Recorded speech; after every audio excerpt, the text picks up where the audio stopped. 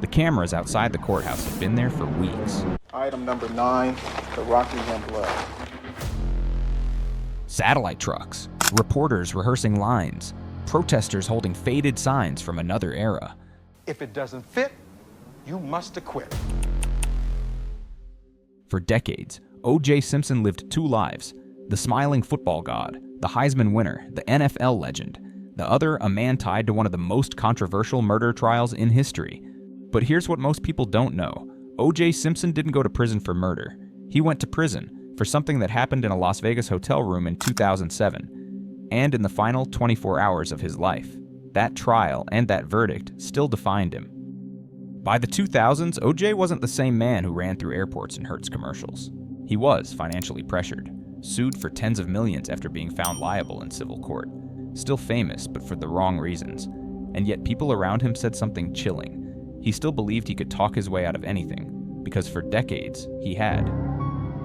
September 13th, 2007, Palace Station Hotel, Las Vegas. O.J. hears something that sets him off. Sports memorabilia dealers are selling items connected to his career. His response? He organizes a confrontation. He doesn't go alone. He brings multiple men. Some are armed. Inside the hotel room, shouting, threats, chaos. O.J. later claims, "I was just trying to get my property back." Prosecutors say this was an armed robbery and kidnapping. And the key mistake: the entire encounter was recorded. One accomplice secretly taped audio. That tape would become devastating evidence. This wasn't 1995. There was no massive celebrity sympathy wave, no dream team magic moment, no racial narrative dominating the courtroom, no nationwide cultural divide like the murder trial. This time, it was simple. Did O.J. plan and participate in an armed robbery? And prosecutors built something airtight. Witnesses' hotel surveillance recorded audio, accomplice testimony, and most importantly, O.J. put himself at the scene.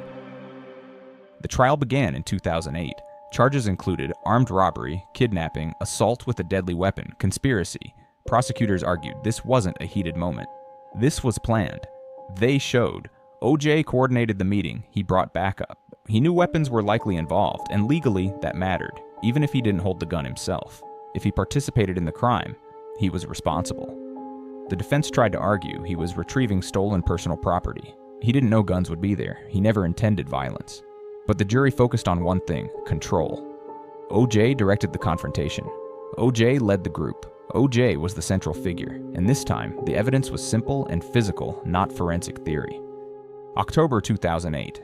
The jury finds him guilty on multiple counts. James Simpson as follows. Count 1, conspiracy to commit a crime. Guilty. Count 2, conspiracy to commit kidnapping. Guilty. Count 3, conspiracy to commit robbery. Guilty. Sentence up to 33 years in prison. And many observers pointed out the symbolism. In civil court years earlier, he was ordered to pay roughly $33 million to victim families. Now 33 years possible prison time. He ultimately served nearly 9 years before parole. He entered prison in his 60s. He left in his 70s. For many Americans, the Las Vegas conviction felt like delayed accountability, because the earlier murder case ended in acquittal, but civil court later found him liable for the deaths of Nicole Brown Simpson and Ron Goldman. The robbery case was different. It was clean, documented, recorded, witnessed, and after years of controversy, it was the first time a jury unanimously said, yes, guilty. Decades after the football fame, decades after the murder trial, years after prison. In his final days, he was living relatively privately. When he died in 2024, he was 76 years old after battling cancer, and in the final 24 hours. There was no courtroom, no cameras, no Bronco chase, no cheering crowds, just the reality of a man whose legacy was permanently tied to crime, trials, public judgment, and one Las Vegas verdict that finally took away his freedom. O.J. Simpson will always be two stories at once: the greatest running back of his era, and the center of one of the most controversial legal sagas in modern history. But if you want to understand how his story really ended, you don't start with his death. You start with a hotel room in Las Vegas, a recording device, a jury, and a verdict he couldn't escape.